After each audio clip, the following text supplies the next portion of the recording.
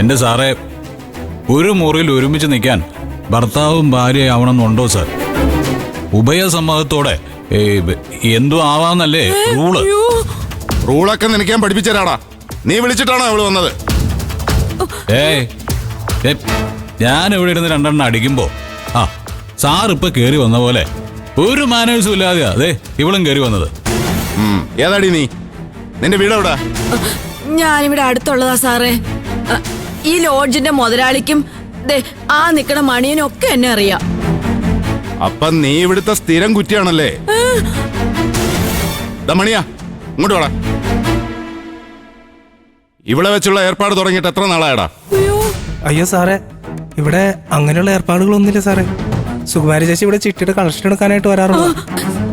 സാറേ, ഞാൻ അത്രക്കാരിയൊന്നും അല്ല. സാറ് പുറത്തിറങ്ങി ഈ സുകുമാരിയെ കുറിച്ച് ചോദിച്ചാ ആരും നല്ലതേ പറയൂ.